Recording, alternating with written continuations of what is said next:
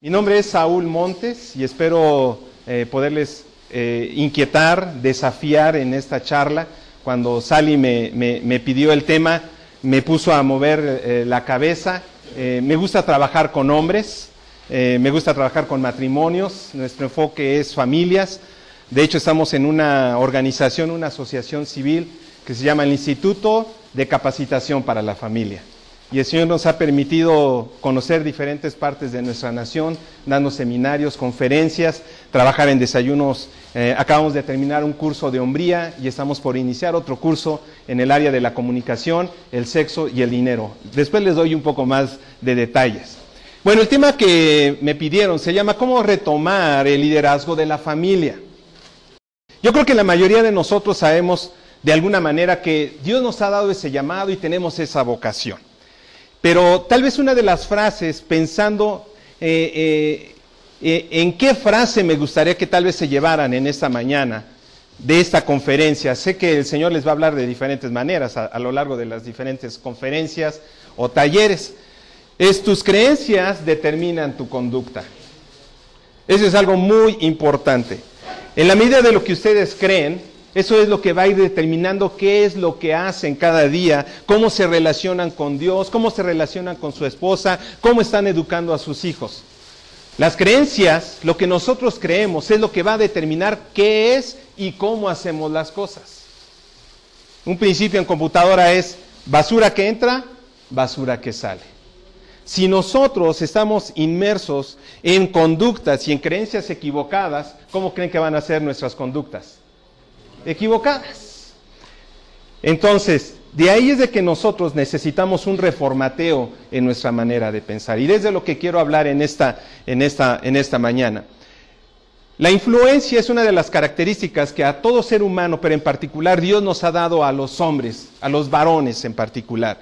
Y anoto aquí, la mayoría de los padres varones no nos hemos dado cuenta del poder de la influencia que ejercemos sobre nuestros hijos, sobre nuestros familiares y nuestros compañeros de trabajo. Es decir, somos cartas leídas por todo el mundo, como dijera el apóstol Pablo. Aunque uno quiera pasar desapercibido, no podemos pasar desapercibidos. No podemos escondernos, no podemos quedarnos atrás. ¿Cuántos de ustedes piensan o creen que de verdad estamos en guerra? ¿Creen que estamos en guerra o que estamos en un centro vacacional? Estamos en una guerra, no necesariamente estábamos en Líbano, esta fotografía es de allá de Líbano. Pero estamos en una guerra.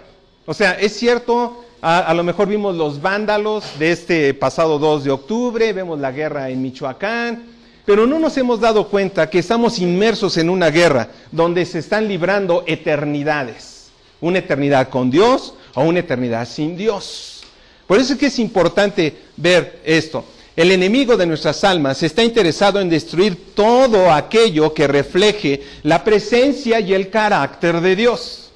La pregunta es, ¿cómo creen ustedes que sea Dios? Bueno, si ustedes fueran a Alcohólicos Anónimos, uno de los principios, desde mi apreciación equivocados, es que dicen, tú cree o concibe a Dios como tú creas. Puede sonar bonito, pero es un ámbito muy peligroso. O sea, porque yo puedo concebir a Dios como un Dios Santa Claus, como un de todo es Dios, todos vamos al cielo. ¿Sí se dan cuenta? Creencias equivocadas llevan a conductas equivocadas. Yo no sé si habían visto esta cita bíblica en el Salmo 55, verso del 9 al 11. Estaba aquí sustraído nada más. Dice, violencia y discordia que día y noche rondan la ciudad. Violencia y discordia. Hay en ella maldad e intrigas. ¿En dónde? En las ciudades. Hay en ella, ¿qué? Corrupción. Yo creo que uno de los males de nuestra nación tristemente es la corrupción, de la cual todos somos parte, pero que también todos podemos ser parte de esa solución. Sus calles están llenas de violencia y de engaño. O sea, yo creo que más actual no podía ser la palabra de Dios. Y uno dice, bueno, y en medio de todo eso, ¿por qué estas? Yo no sé si ustedes se pusieron a pensar, ahora que estábamos viendo estos hechos violentos, ¿cómo es que se gestó todo ese, cómo fue el génesis de estos jóvenes? Ahorita voy a mostrarles algunas de las estadísticas de lo que pasa en un hogar cuando no hay un padre. Vienen de hogares sin padre el 63% de los suicidios juveniles. El 90% de los niños que se van de la casa, los que huyen de sus hogares, vienen de hogares sin el papá varón. El 85% de los niños con desórdenes de conducta vienen de un hogar donde no está el papá. No hay quien lo controle, no hay quien lo instruya, no hay quien lo discipule, no hay quien lo corrija. Instruye al niño en su camino y aun cuando fuere viejo, no se apartará de él. Esa clásica cita hoy está a veces muy lejos de lo que pudiera hacer en nuestra vida cotidiana. Hoy la gente dice, padre ausente que no estás en casa. ¿Por qué? Por la jornada de trabajo, por muchos pendientes, por muchas ocupaciones, por el ganar el pan nuestro de cada día. Yo creo que se está cumpliendo parte de esa profecía donde el Señor Jesucristo dijo que en los postreros tiempos una pieza de pan costaría el salario de un jornalero. El salario mínimo es de 50 y tantos pesos. Apenas con eso, ¿qué se puede hacer con 50 pesos? Pero hay gente en nuestra sociedad, hay hombres que viven con 2 salarios mínimos. Es parte del sistema corrupto donde estamos. Por aquí es donde el Señor nos invita a que volteemos nuestra cara hacia Él, que vivamos conforme a sus estatutos para que no seamos presa o víctimas de las circunstancias y esclavos del diablo. El 85% de los niños con desórdenes de conducta provienen de hogares sin padre. El 80% de los violadores provienen de hogares donde no está el padre. Esta cita también del 80%, mayormente de los homosexuales, provienen donde no hay padre. El 71% de los jóvenes que abandonan sus estudios provienen de hogares sin padre. El 75% de los adolescentes que son tratados por adicciones provienen de hogares donde no está el padre. El 70% de los presos menores de 18 años vienen de un hogar sin padre. Y el 85% de los jóvenes entre 18 y 21 años están presos en cárceles federales. Bueno, la ventaja de todo esto es que eso es lo que pasa en los Estados Unidos. Porque en México no llegamos a datos, no hay estadísticas. Eso es lo que pasa en los Estados Unidos. Tal vez el otro segundo pensamiento que quisiera que ustedes se llevaran en esta mañana es esta cita de Josué 24:15, una cita clásica. Si nos damos cuenta, ubicamos un poquito el contexto de la vida de Josué, de los jueces. En el tiempo de los jueces, y si ustedes leen el libro de Jueces, la frase más recurrente del libro de Jueces es: cada quien hacía lo que bien le parecía, lo que bien le venía en gana. ¿Le suena algo conocido? Bueno, en ese entorno llega un momento donde Josué se para en medio de la gente como juez y les dice, no había rey, y entonces él les dice, miren, si a ustedes les parece mal servir al Señor, elijan ustedes mismos. Es la encrucijada que Dios nos está poniendo el día de hoy. Elijan ustedes mismos, es una cuestión de decisiones. ¿A quién van a servir? A los dioses que sirvieron sus antepasados. Y déjenme decirles, hay una corriente fuerte, salud, en esta sociedad donde nos están pidiendo que volvamos a la adoración de Huitzilopochtli, de Tlaloc, de Quetzalcóatl. Nuevamente, a los dioses que sirvieron sus antepasados o a los dioses de la tierra que ustedes ahora habitan. ¿Y cuáles son los dioses que hoy están multiplicándose en nuestra sociedad? El dinero, el trabajo, el poder. Una definición de idolatría, ¿cuál sería? A veces pensamos que son los dioses de madera, de yeso, pero lo que suplanta a Dios, y lo que dice, cualquier cosa o persona que sea una fuente de falsa paz y que sustituya a Dios, esa es idolatría. Puede ser una adicción, puede ser una mujer, puede ser el trabajo, puede ser el auto, puede ser su computadora o alguna gadget, sí. El celular, ¿no? Que hoy los jóvenes, dice, de perder un novio o una novia, perder el celular, prefieren perder al novio o a la novia. Porque las relaciones se han vuelto muy light. Eso es algo que está pasando con nuestros hijos. ¿Cuántos tienen hijos menores de 18 años? Ok, algunos. ¿Hijos mayores de 18 años? Ok, bueno. Y en esta encrucijada, Josué dice, por mi parte, mi familia y yo, ¿qué dice? Bueno, como que algunos no quieren servirle al Señor. ¿Qué dice? Por mi parte, mi familia y yo. Eso no se da en automático. Hay que trabajar duro. De eso se trata esta charla un poquito. Es inquietarlos a que sigamos buscando de Dios, a no dejarnos de congregar. Esta charla de la mañana del devocional es muy importante. Si ustedes no recargan sus pilas como sus celulares, si no recargan sus baterías espirituales, van a morir en el intento. Invertamos nuestro tiempo en cosas que valen la pena. Tomemos tiempo con Dios. Que escudriñemos su palabra, que saquemos de ahí la vida que alimente, nos sustente, nos guarde. Jesús es la palabra por excelencia. El sueño o el plan de Dios. Vean, desde el libro de Deuteronomio, la segunda ley, dice, el Señor te amará, te bendecirá. La palabra bendecir, normalmente nosotros usamos la palabra que Dios te bendiga, pero ¿qué quiere decir bendecir? Bien decir, podría decir alguno. ¿Pero qué quiere decir bendecir? Muy feliz. Muy feliz, pero va más allá. Es autorizar para prosperar. Y esa característica Dios la ha delegado a nosotros los varones. Al final del libro del Antiguo Testamento, el Señor cierra, porque Dios hará volver el corazón, ¿lo han leído? De los padres varones a los hijos, y el corazón de los hijos a los padres antes de que venga el día grande y terrible de Dios. Entonces, si tú has estado perdiendo a tu hijo o a tu hija, si crees que están en la etapa de la punzada, si crees que están en la etapa de la adolescencia, que es lo normal, Dios te está diciendo de que Él hará volver tu corazón hacia tus hijos. Tú tienes la llave para conquistar el corazón de tus hijos, de tus hijas. Dice ahí, te amará, te bendecirá, es decir, te autorizará para prosperar. No necesariamente que te saques la lotería, pero el hecho de tener una casa en paz, una buena esposa, tener el pan nuestro de cada día, dijera el apóstol, abrigo y sustento, estemos contentos. Pero a veces los afanes de la vida ahogan la palabra de Dios. Te bendecirá y te multiplicará también, bendecirá el fruto de tu vientre. O sea, no nada más la bendición es para nosotros.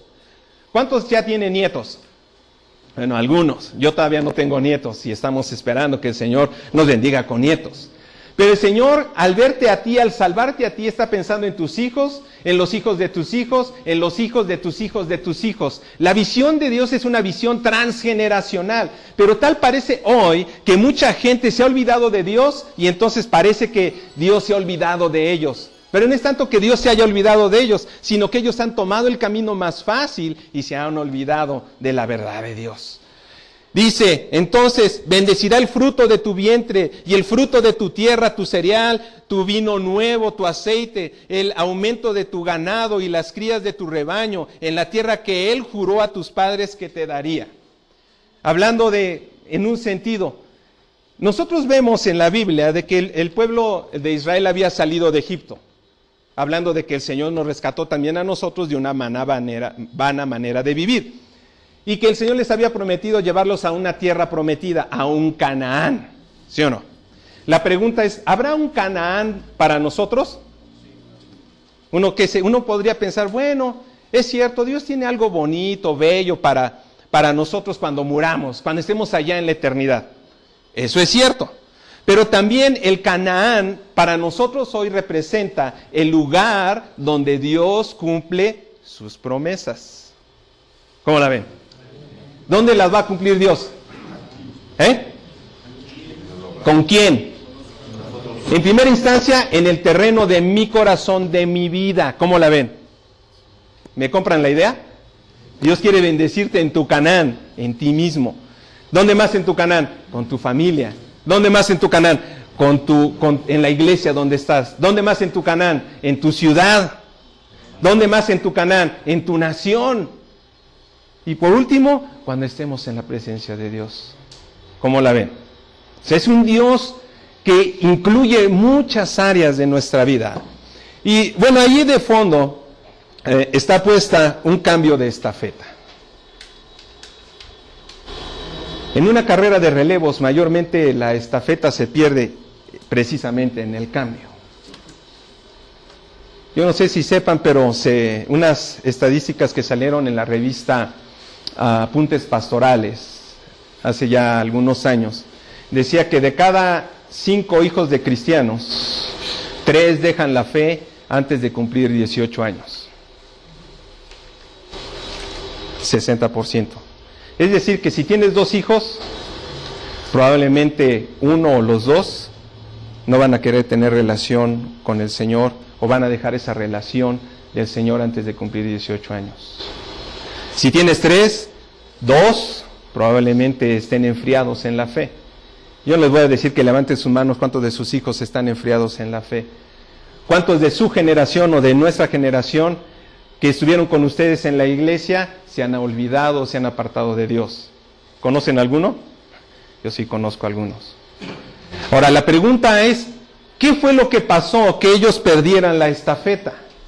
Lo que sus padres les enseñaron, lo que las maestras de escuela dominical les enseñaron a nuestros hijos. ¿Habrá fallado la maestra? ¿Habrá fallado la iglesia? ¿Habrá fallado Dios? ¿Quién fue el que falló? Nosotros como padres. La primera lámina era la influencia. El problema que hoy mayormente los jóvenes están enfrentando para no creer en Dios es la incongruencia entre lo que nosotros como padres varones creemos y hacemos con nuestra esposa y lo que vivimos cada domingo. ¿Hace sentido? ¿Qué tenemos que hacer? Arrepentirnos, ¿sí o no?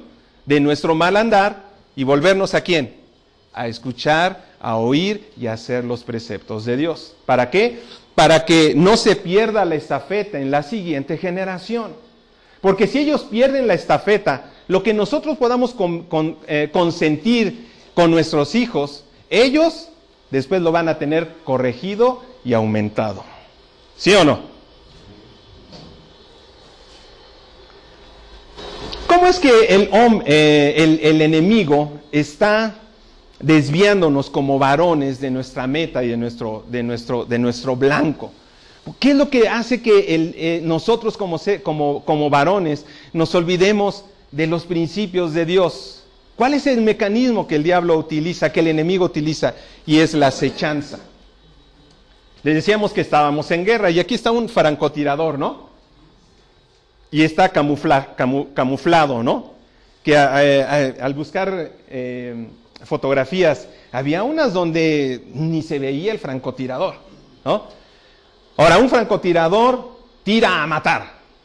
El diablo tira a matar. El día de ayer estaba escuchando, hablando de un policía aquí en México que estaba persiguiendo a unos malhechores y como buen policía dice que no les tiraba a matar, sino que les tiraba las piernas para que el malhechor cayera y fuera juzgado. Pero lo curioso es que el malvado no le tira las piernas del policía, como el pasado 2 de octubre, ¿no? Sino que tiran directamente a matar a la persona. Bueno, el diablo no se anda chupando el dedo. Un engaño es un artificio para hacer daño y destruir la vida. Es ir al alcance de una persona para dañarla, para destruirla a través de relaciones equivocadas. ¿Cómo la ven?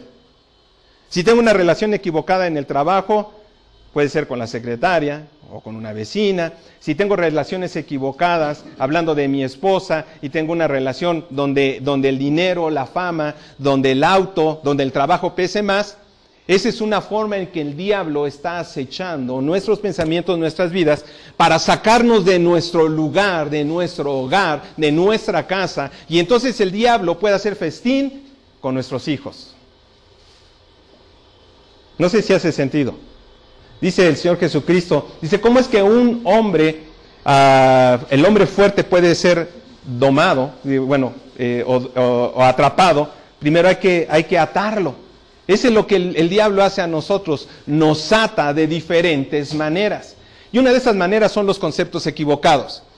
O sea, el diablo nos ataca en lo personal, en nuestra relación matrimonial, donde nosotros llegamos a pensar, bueno, me equivoqué tal vez con la persona equivocada, a lo mejor ya llevas 1, 2, 3, 4 divorcios y estás pensando meter reversa, no sé. Es una forma en que el diablo está atacando a nivel pensamiento.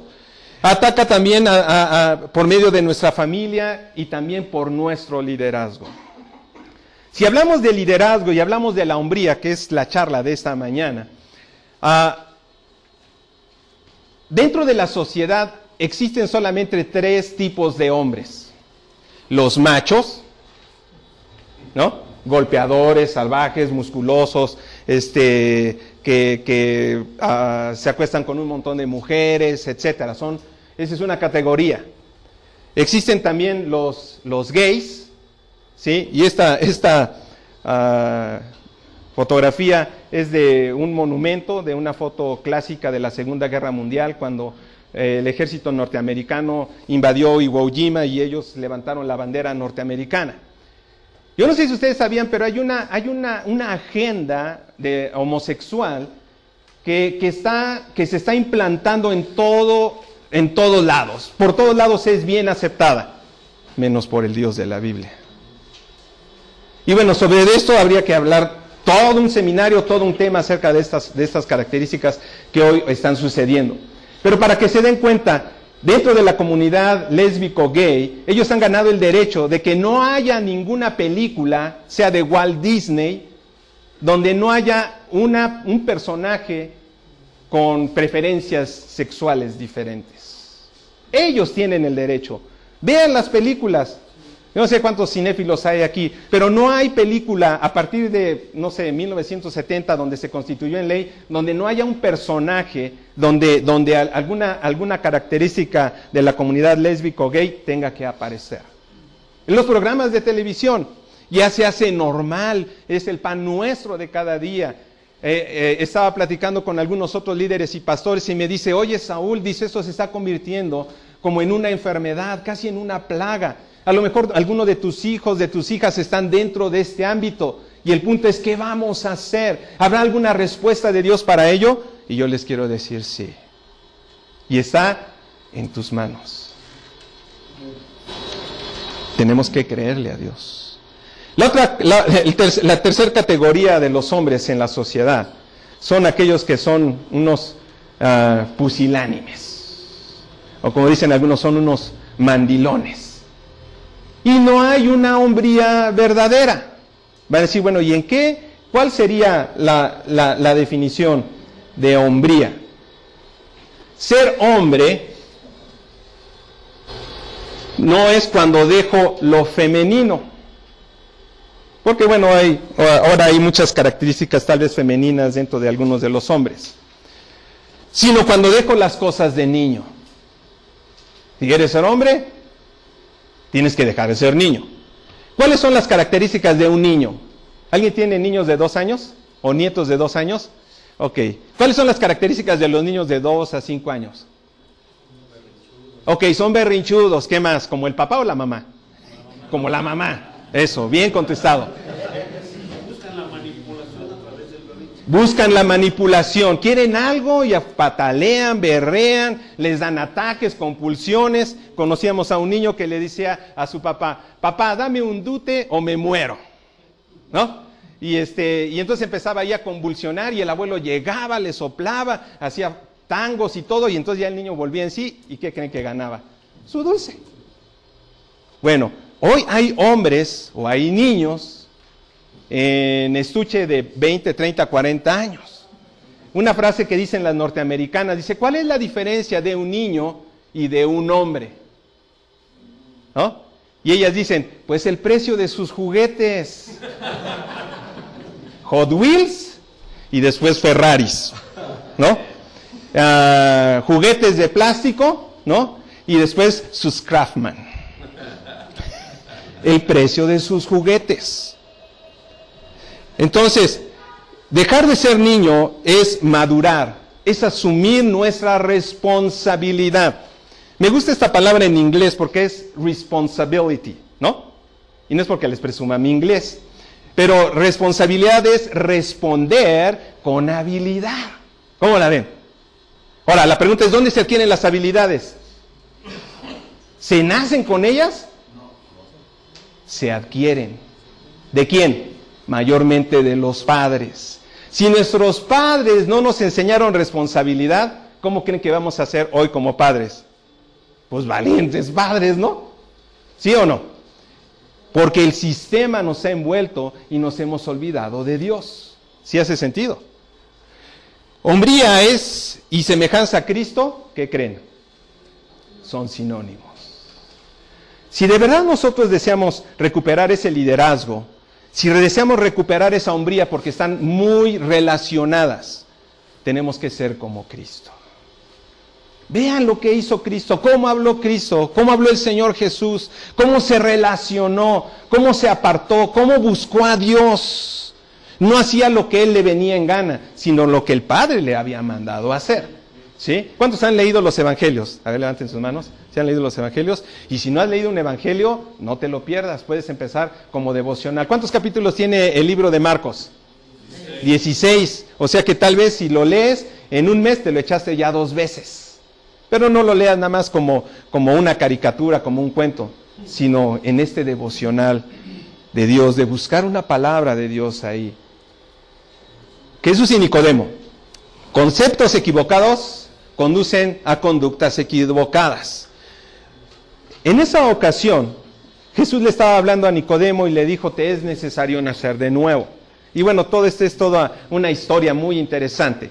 Y entonces él decía, bueno, ¿a qué quieres que regrese al vientre de mi madre y nazca otra vez? Y él le dijo, lo que es nacido de la carne, carne es. Lo que es del espíritu, eso aprovecha. La pregunta, cuando ustedes nacieron de nuevo, ¿en dónde nacieron de nuevo? ¿En el espíritu, en el alma o en el cuerpo? ¿Y qué le pasó al cuerpo? ¿Qué le pasó al cuerpo? Pues se sigue haciendo viejo por la ley de Dios, la ley de que Él lo ha mandado, ¿sí o no? Polvo eres y en polvo nos vamos a convertir.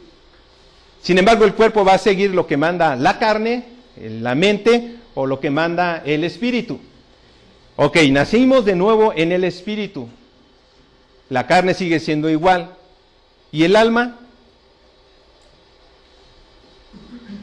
Pregunta teológica. ¿Qué es el alma? Bueno, tal vez a lo mejor aquí podría alguno disentir de lo que pueda decir. Pero en el alma podríamos decir que están nuestras emociones, que están nuestros pensamientos, nuestros gustos, nuestros valores. ¿Sí o no? Nuestros pensamientos. Entonces, el alma tiene que ser renovada. Porque algunos llegan a decir, ok, ya nací de nuevo, no tengo que hacer nada. No, Señor. Tienes que andar en el camino de la santificación. Cada vez más como Cristo, cada vez menos tú. Es necesario que Él crezca y ¿qué? Y que yo mengüe. ¿Sí hace sentido?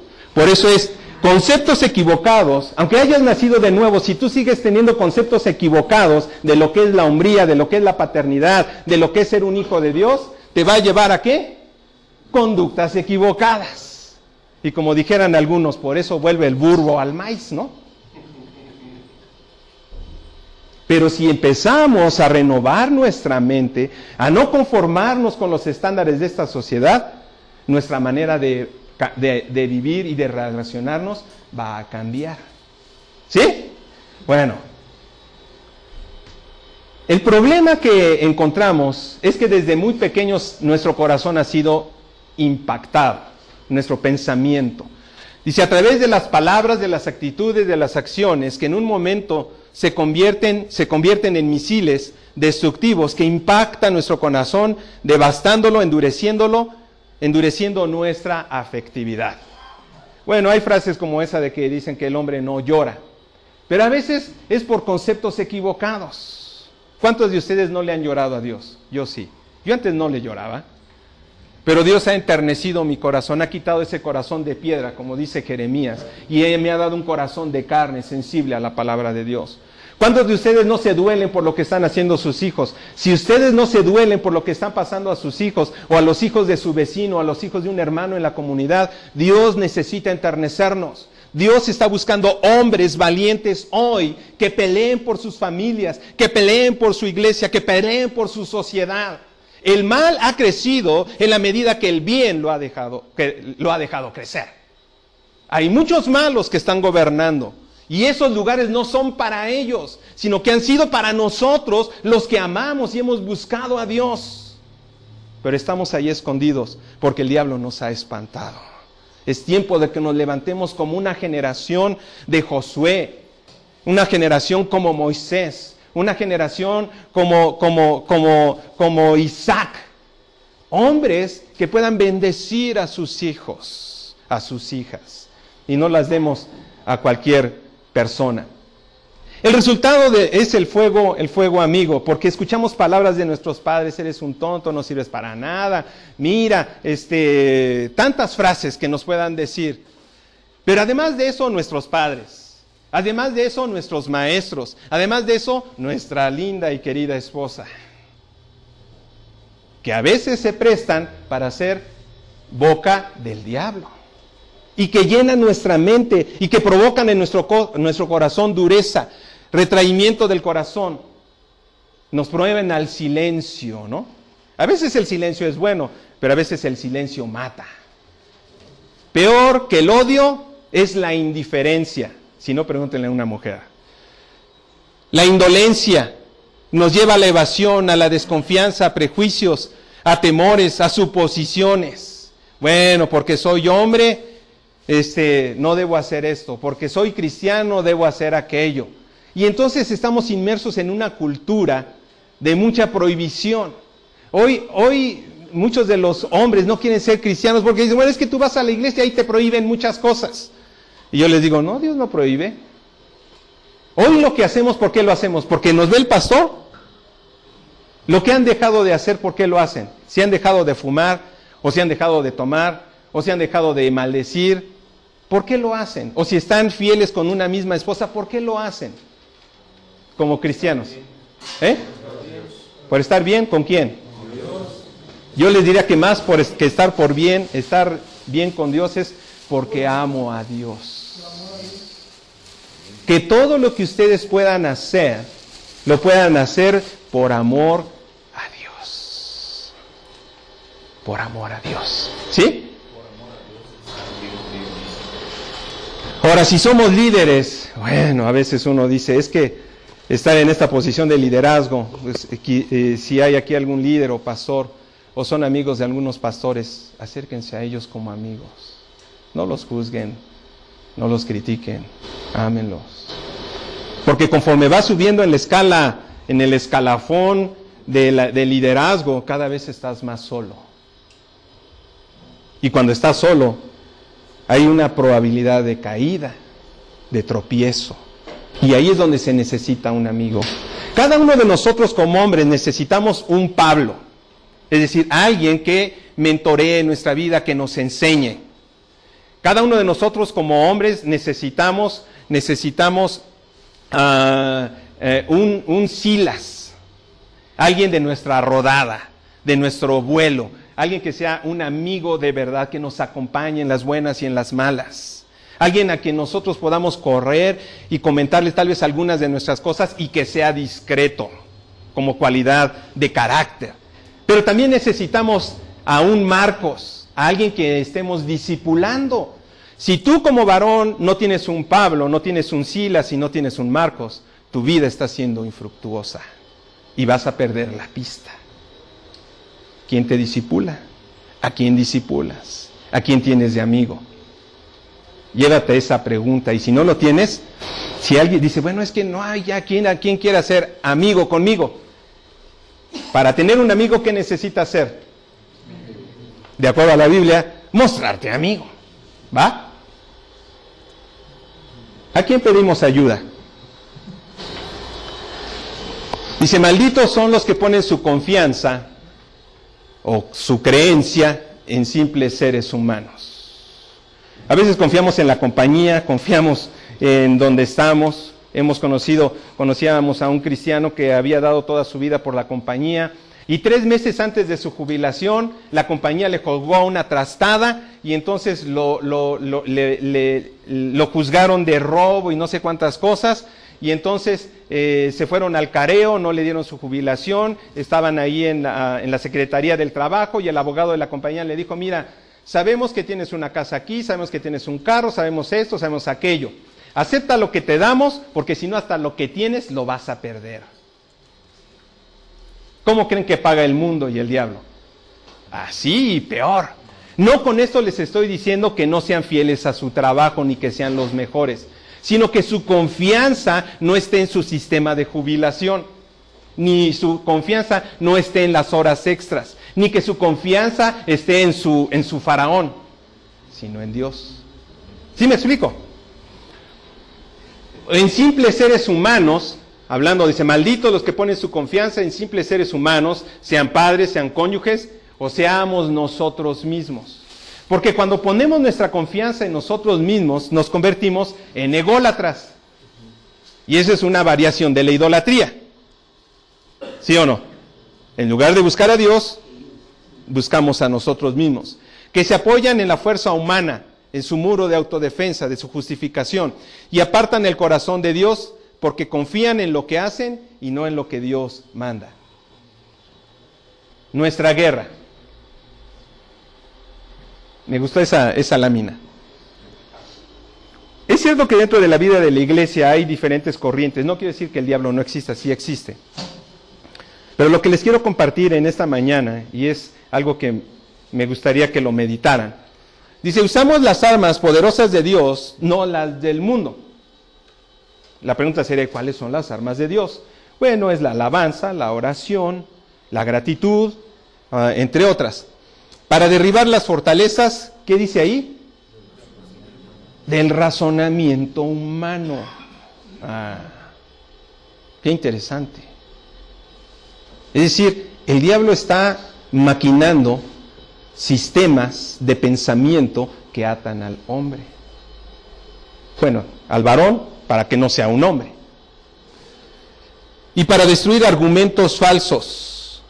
Destruimos todo obstáculo de arrogancia que impide que la gente conozca a Dios. Esa es nuestra responsabilidad, conocer a Dios. Está ahí en Corintios. Capturando los pensamientos rebeldes, ¿cómo ven? RBO, ¿no? Capturando los pensamientos rebeldes y enseñamos a las personas ¿a qué? ¿A obedecer a quién? A Cristo. ¿Cómo la ven? Espero que esta cita bíblica les haga una perspectiva de cómo es que el diablo está engañando a la gente. A veces el diablo no interviene en nuestros problemas. Y tal vez la gente pueda usar aceite, darle vueltas a la ciudad, marcar el territorio y que las potestades y todo esto. Pero mayormente el campo de batalla del diablo está en el sistema de pensamiento que cada uno de nosotros traemos en nuestra mente, que lo hemos recibido por adopción de lo que vimos de nuestros padres. Pero aquí hay una buena noticia. Aunque ese sistema de pensamiento no haya sido el mejor, si tú eres hijo de Dios y buscas a Dios como Padre, Él te va a dar de sus pensamientos y va a reformatear tu mente y tu corazón. Esa es la buena noticia. No sé si puedan decir amén. Ser hombre es tener la conciencia de que impactamos a más de 10,000 personas a lo largo de nuestra vida. Ustedes pueden dividir 10,000 entre cuántos años quieran vivir, 50, 60, 70 años, y después lo dividen entre 52 y se van a dar cuenta a cuánta gente están influyendo en un día o en una semana. Y esa cita hasta se queda corta, para bien o para mal. A lo mejor algo tan sencillo. Si ustedes van al supermercado con su hijo, si es pequeñito o si es un adolescente, y el de la tienda se equivoca y les da mal el cambio, ya sea que les dé de más, y salen de la tienda y el hijo o la hija les dice, oye papá, se me hace que se equivocó, ¿verdad? Dice, sí, el muy tonto no se fijó. ¿Creen que eso esté influyendo en la vida de su hijo o de su hija? Pero si ustedes ven, es cierto, tiene razón, hija, vamos a regresárselo. ¿Están influyendo en su vida? Sí. Así de cosas tan sencillas. No necesitas sentarte y decirle, hija, te voy a dar ahora una clase de honestidad. Vamos a ver una clase de veracidad. Así no se aprende. O sea, se aprenden las cosas de cada día. Pero si tú no estás con tus hijos, si tú no estás con tus hijas, alguien lo va a influir en ellas. ¿Qué es lo que da una pandilla a un joven adolescente? Una pertenencia, da una identidad y da aceptación. Pero si nosotros como padres no damos pertenencia, no damos identidad, no los aceptamos, ¿a dónde los estamos aventando? ¿Sí se dan cuenta? Ese es parte de nuestro problema. Por eso es que tenemos que poner atención. Ser hombre significa haber aprendido a oír ¿qué? La voz de Dios. ¿Dios habla hoy? Bueno, algunos como que los veo así medio dudosos. Pero Dios habla hoy. Dios habla hoy. ¿A través de qué? ¿O de quién? De su palabra, de su espíritu. Pero si no leemos, si no nos congregamos, pues le vamos a hacer caso a cualquiera, ¿no? La televisión. Una encuesta decía que un padre en la actualidad, bueno, esa es una cita, una estadística todavía del siglo pasado, que un padre influye en la vida de su hijo o de su hija 37 segundos por día. Más que un comercial de televisión. Y además el comercial lo ven 1, 2, 3, 4, varias veces al día. Pero a nosotros 37 segundos. ¿Cómo la ven? Por eso estamos como sociedad. El diablo nos tiene en un sistema, en un pensamiento. Pensamos que nuestro enemigo es nuestra esposa, nuestra suegra. Y estamos distraídos. Ser hombre significa dejar cualquier tipo de excusa, de justificación, de culpa a terceros por nuestros yerros. Estamos como Adán. Adán, ¿qué hiciste? Es que la mujer que me diste. Y la mujer, no, es que la serpiente. Y la serpiente, no, es que tú, Dios. Ahora sí que seamos hombres y asumamos nuestra responsabilidad.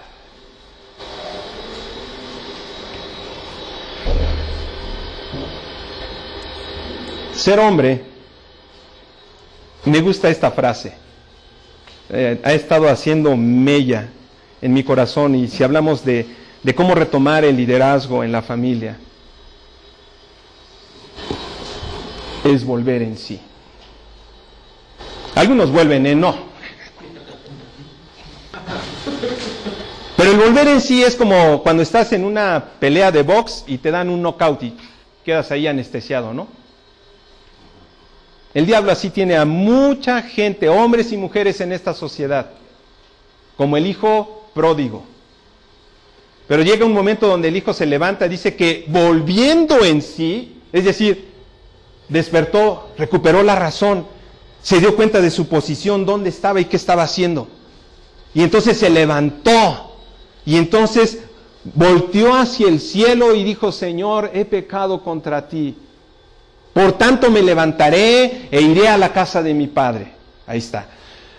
Ser hombre es volver en sí, pedir perdón a Dios, pedir perdón a los que hemos ofendido, resarciendo el mal de nuestras acciones, que es algo que la ley mexicana y casi ninguna ley en el mundo hace. Pero en la ley de Dios ahí está, recuperar, resarcir lo que se ha hecho mal. De ahí que Nicodemo, cuando le dijeron, ha llegado la salvación, dijo, Señor, ahora creo en ti, y si en algo he defraudado, se lo voy a regresar en un 400% más. O sea, Saqueo, si había robado un denario, él iba a regresar ahora 4. Eso solamente Dios lo hace. ¿Qué males hemos hecho a nuestra esposa? ¿Qué males hemos hecho a nuestros hijos? ¿En qué tanto está ahora en nuestra capacidad como hombres para resarcir tal vez eso que hemos perdido? Si tus hijos ya son mayores y están casados, mientras hay vida hay esperanza. El cambio comienza en mí, en ti, en cada uno de nosotros. Y comprometernos a no volver a hacer esa maldad nunca más. Eso es arrepentimiento y perdón. Ser hombre conforme al corazón de Dios y ser líder es conocer la razón de nuestra existencia y perseverar hasta el fin. Sé fiel hasta la muerte y yo te daré la corona de la vida. Dios demanda obediencia y fidelidad a cada uno de nosotros. Ser hombre es como un buen capitán que sabe conducir y llevar su barco llamado familia a puerto seguro y hace todo lo humanamente posible para no perder a ningún miembro de su tripulación. Acabo de conocer a otro pastor, no he conocido a muchos, donde él dejó su pastorado y su ministerio por recuperar a su hijo que estaba en adicciones a los 21 años de edad del muchacho. Le tardó 3 años ganar y conquistar el corazón de su hijo. ¿Creen que vale la pena? Vean la frase que puse aquí. Bueno, no está. Sale antes. ¿De qué le sirve al hombre ganar a todo el mundo si pierde a su esposa? ¿De qué le sirve al hombre ganar a todo el mundo si pierde a sus hijos? Piénsenlo. Yo y mi casa serviremos al Señor. Ahí están algunos instrumentos que se usan en navegación. Es cierto que Dios nos ha permitido el privilegio de llevar la gorra de capitán, de cabezas, a veces cabezones de familia, ¿no? Pero para llegar a un puerto seguro se necesita de una brújula. ¿Cuál es nuestra brújula? La palabra de Dios. Se necesita de un timón.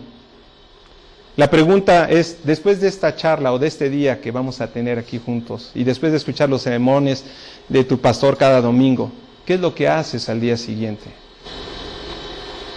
A lo mejor fue una buena charla, te entretuvimos un ratito, pero si no logramos el cambio, en vano sirvió todo eso y perdiste tu tiempo. Hay que tomar el timón, hay que hacer los ajustes necesarios, y ahí cuesta trabajo. Dice la palabra, el que no robaba, no robe. Si nosotros queremos obtener un cambio, ¿sí?, y hacemos las mismas cosas de siempre, ¿va a haber cambio? Pues no, y te van a decir loco. Loco es aquel que quiere obtener cambios haciendo las mismas cosas de siempre. Tenemos que cambiar. Y bueno, está ahí un cuadrante que es el que sirve para ver la posición de los astros con nuestra posición en la tierra. Necesitamos la guianza del Espíritu Santo. Necesitamos levantar nuestros ojos al cielo, porque de ahí viene nuestra salvación. Significa dar instrucciones, porque también se está bajo autoridad. Es saber decir y cómo decir las cosas. Somos sólidos como ladrillos, pero cubiertos de terciopelo. Ser hombre es soñar en grande porque tenemos un Dios grande que desea revelarse a través de hombres sencillos. Así ha pasado siempre en la historia de la humanidad. Ahí está una fotografía de uno de los transbordadores espaciales que fue un sueño de algunos ingenieros y que se ha convertido en una realidad, se ha conquistado el espacio. Pero ¿de qué sirve conquistar al espacio si no se ha conquistado el corazón de cada uno de nosotros? Y Dios desea conquistarnos. ¿Pero saben cómo lo hace? Con amor. Pregunta, como le hizo Jesús a Pedro, ¿me amas? Y le vuelve a decir, Pedro, ¿me amas? Y va a la tercera, ¿me amas? ¿Cuánto aman al Señor? ¿Qué estarían dispuestos a hacer por su Señor?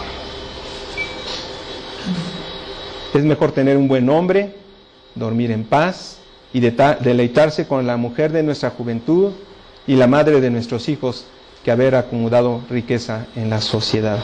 Ahí está la frase que les decía.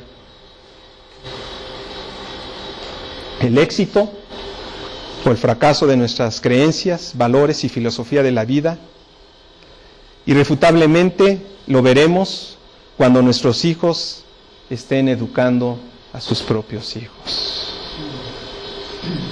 Lo que tú crees se va a ver reflejado en tus nietos. Ya he estado viendo cómo se ha perdido la estafeta en las siguientes generaciones. Y el anhelo de mi corazón es que en su generación, en su estirpe, no se pierda el Señor. Hubo una época en que el hombre trabajaba duramente, ahorraba para su futuro, vivía con su familia, asistía a la iglesia y no tenía deudas y eran felices. ¿Qué podemos concluir? Retomar el liderazgo en la familia requiere tomar conciencia de que hemos fallado como hombres a Dios. El cambio comienza en nosotros mismos. No esperes que tu esposa cambie. No esperes que tus hijos den muestra de arrepentimiento. Cambia tú. Sé semejante a Cristo. El desconocimiento de la ley no exime de su aplicación, de su cumplimiento y de sus consecuencias. Mucha gente no quiere leer la Biblia porque sabe que tiene que cambiar y no lo quiere hacer. Necesitamos iniciar con un cambio en nuestra manera de pensar para que cambie nuestra manera de actuar. Necesitamos aprender a perdonar y a pedir perdón a los que hemos ofendido. Si hacemos lo que toda la gente hace, tendremos lo que ellos tienen. Si eso es lo que deseas, no cambies. Pero si deseas algo mejor para ti y para tu familia, cambia a la manera de Dios. Ser varón no significa ser hombre, porque la hombría es algo que se construye y se decide. Hombría, semejanza a Cristo, son sinónimos. Liderazgo es influencia, para bien o para mal, para edificación o para destrucción, para vida o para muerte. La decisión está en tus manos. Les invito a que nos pongamos en pie y oremos en esta mañana. Espero que se puedan llevar alguna reflexión en su corazón, desafiados, creo yo, en alguna manera. No se conformen a los estándares de la sociedad. Les voy a pedir que cierren sus ojos y oramos a Dios. Bendito Dios, gracias te damos en esta mañana, porque tú nos has dado el privilegio de ser varones. Y porque estamos, Señor, buscando tu rostro para que tú construyas hombría en nuestra vida. Queremos ser semejantes a tu Hijo Jesús. Señor, ayúdanos a cambiar lo que podemos y lo que debemos cambiar. Ayúdanos a aceptar aquellas cosas que no podemos cambiar. Danos el valor para seguir y salir adelante, oh Dios. Tú nos has puesto en esta sociedad maligna, perversa, donde tú nos has puesto como luminares, como faros, Señor, y que de alguna manera podamos reflejar esa gracia tuya en medio de esta sociedad. Aquí están estos padres, estos jóvenes, estos varones, Señor, que tú influyas en ellos ese soplo de vida, ese soplo de tu presencia, ese Espíritu Santo que sea verdad y sea vida y nos lleve, Señor, a aguas más profundas en el valor de la hombría, Señor. Gracias te damos y queremos pedirte que tú perdones nuestra indolencia, nuestra indiferencia, nuestras brutalidades, nuestras inconsecuencias, Señor. Cada uno de nosotros podemos decir tantas cosas acerca de lo que hemos hecho mal, pero en medio de todo eso, que tu gracia sobreabunde y que tú nos ayudes a enderezar el rumbo para llegar a puerto seguro. No nada más nosotros, sino también nuestra esposa, la compañera de nuestra juventud, los que estamos casados, sino también nuestros hijos y los hijos de nuestros hijos, sus compañeros, sus compañeras, Señor. Padre, estamos en la encrucijada. Y como Josué hace miles de años, Señor, queremos decidir por ti. Yo y mi casa serviremos al Señor. En Cristo Jesús. Amén. Que el Señor les bendiga sean hombres. Amén. Gloria a Dios.